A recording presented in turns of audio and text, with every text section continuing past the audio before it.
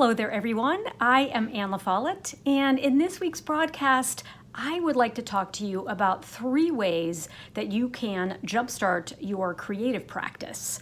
I have been thinking about this recently because in my creative community, I actually hear quite a lot from my students that, or just from people in my creative community, that they think that they're too old to switch gears, or they think that the technology is going to be much too difficult to overcome, or they think that you can't make any money at it anyway, so why bother?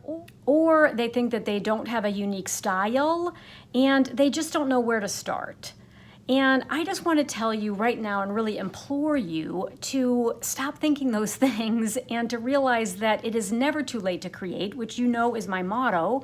But in fact, there are 3 very practical things that you can do to jumpstart your creative career and just to help you get started. So when you have that nagging feeling about, I don't know where to start, why don't you take the leap and follow these 3 practical steps.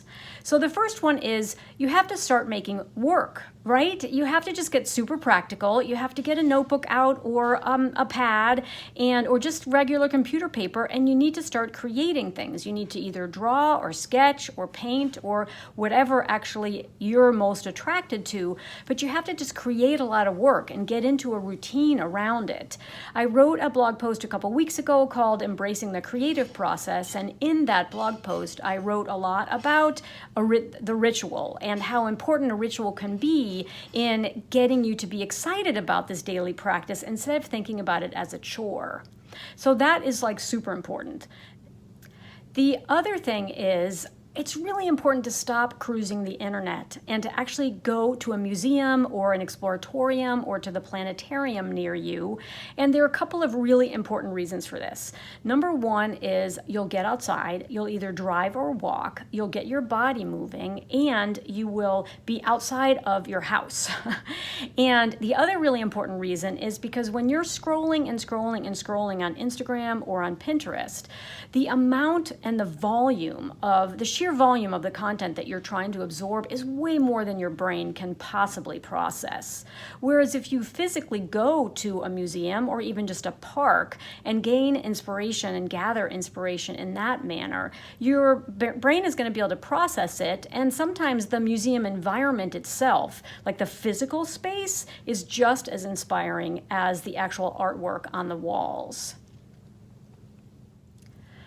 Tip number 3 that's actually really important, and so I want you to listen up here, is that you need to be fairly judicious with who you speak to about this creative practice and creative path that you're starting to go down. And what I mean by this is you may find in the beginning that some of the people around you are not super supportive, and they don't mean to be mean. I think it's just that if they have that nagging feeling themselves and aren't doing anything about it, that's going to make them feel bad. And then they also may be caught in that same place that you used to be caught in, where you feel like it's too late or it's not worth it. And so it's very important to surround yourself with people who are absolutely 100% supportive, cheerful, cheering you on, and are going to have your back.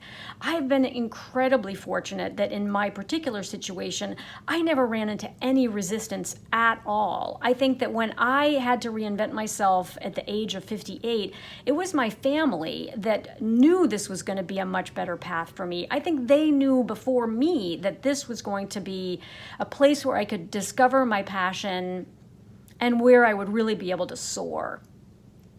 So pay attention to who's around you and make sure that also in the beginning stages, when your work is a little bit more raw and a little bit more, you're still really sort of discovering yourself and gaining some of that confidence, that's the time when it's super, super important. So just to recap really quickly, tip number 1 is to start making work and to really dedicate time every single day, if you can, to a practice so that you're creating lots and lots of work and you can start to see a unique style emerge through the sheer volume of work you're doing. Tip number 2 is to get outside and go to a museum or to a physical space, get away from the internet so that your brain can actually absorb the creativity and the inspiration that's around you.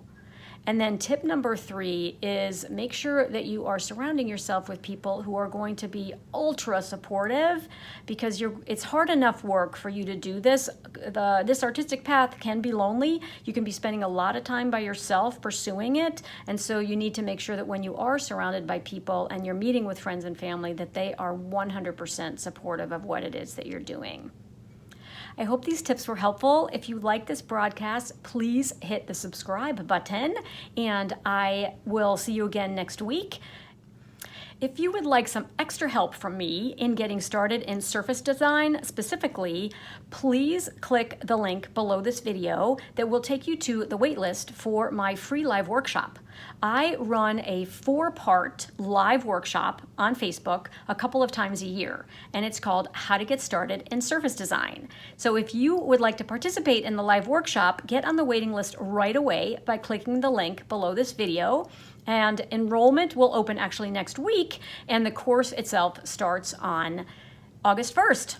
So I always like to say in closing that I am LaFollette, and it's never too late to create. I'll see you next week. Bye for now.